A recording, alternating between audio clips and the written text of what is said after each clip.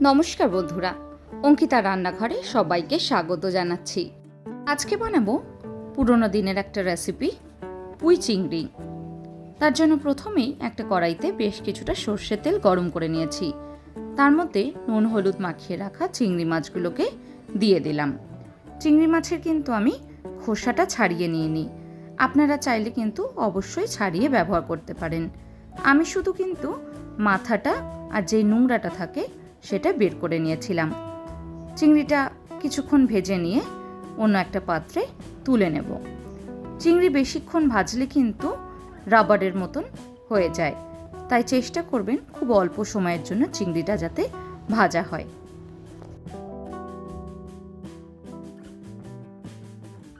চিংড়িটা তুলে নিয়ে ওই তেলের মধ্যেই দিয়ে দিচ্ছি 5 ফোড়ন 1 চামচের মতন। খুব ভালো করে এবার ফোড়নটাকে কিন্তু ভেজে নেব। ফোড়ন থেকে সুন্দর গন্ধ বেরোতে শুরু করেছে। এবার দিয়ে দিচ্ছি আলুর টুকরোগুলো। আলুটা দিয়ে 2 মিনিটের জন্য কিন্তু খুব ভালো করে ভেজে নেব।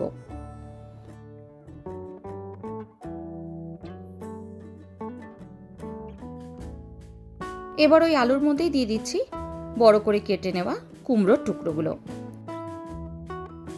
আবারও 2 থেকে 3 মিনিটের জন্য খুব ভালো করে ভেজে নেব।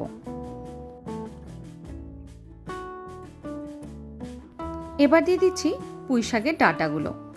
পুঁইয়ের ডাঁটাগুলো দিয়েও কিন্তু খুব ভালো করে একবার নেড়ে মিশিয়ে নেব। 2 মিনিটের জন্য ভালো করে নেড়ে নিয়ে দিয়ে দিচ্ছি পরিমাণ মতন নুন, তারই সঙ্গে 1 চামচ হলুদ, আর তার সঙ্গে 1/2 চামচ মতন লাল লঙ্কার গুঁড়ো, আর তারই সঙ্গে দিয়ে দেব 1 চামচ মতন জিরের গুঁড়ো। মশলাগুলো দিয়ে কিন্তু খুব ভালো করে একবার নেড়ে মিশিয়ে নেব। তারপর আরও 2 থেকে 3 মিনিটের জন্য কষাতে থাকব।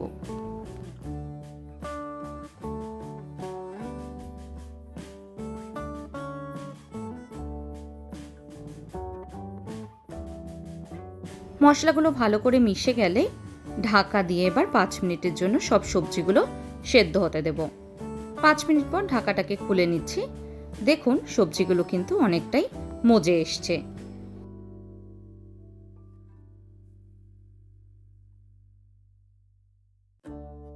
এই সময়তে দিয়ে দেব আগের থেকে কেটে ধুয়ে নেওয়া পুঁই শাকের পাতাটা। পুঁই শাকটা দিয়ে কিন্তু কোনো রকমের নাড়াচাড়া করার প্রয়োজন নেই।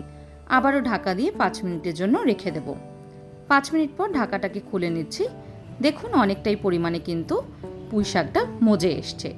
এবার নাড়তেও সুবিধা হবে, আর যেই সবুজ রঙটা থাকে সেটাও কিন্তু বজায় থাকে। 5 থেকে 7 মিনিটের জন্য খুব ভালো করে কিন্তু সব কিছু মেশাতে থাকবো। পুঁই শাকের মধ্যে কিন্তু কোনো রকমের জল ব্যবহার করবেন না। পুঁই শাক থেকে যেই জলটা বেরোয় সেটা দিয়ে কিন্তু সবজিটা রান্না হয়ে যাবে। পুঁই শাকটা ভালোভাবে মজে গেলে দিয়ে দিচ্ছি 1 চামচ ভাজা মশলার গুঁড়ো। ভাজা মশলার মধ্যে আমি 1/2 চামচ জিরে আর 1/2 চামচ ধনে ভালো করে ড্রাই রোস্ট করে সেটাকে একটা পাউডার বানিয়ে নিয়েছি। এবার খুব ভালোভাবে সবজির মধ্যে মিশিয়ে নেব। যতক্ষণ না সবজিটা ভালোভাবে মজে তার থেকে তেল ছেড়ে দিচ্ছে ততক্ষণ কিন্তু মজাতে থাকবো। এবার দিয়ে দিচ্ছি আগের থেকে ভেজে নেওয়া চিংড়ি মাছগুলো। চিংড়ি মাছটা দিয়ে খুব ভালো করে এবার সবকিছু মিশিয়ে নেব। চিংড়িটা দিয়ে কিন্তু খুব বেশিক্ষণ আর নাড়ানোর প্রয়োজন নেই। 5 থেকে 7 মিনিটের জন্য একটু নেড়ে নিলেই কিন্তু রেডি হয়ে যাবে পুঁই চিংড়ি। আজকের রেসিপিটা অবশ্যই একবার ট্রাই করবেন। আজকের মতন এইটুকুই। ভালো থাকবেন, সুস্থ থাকবেন। ধন্যবাদ।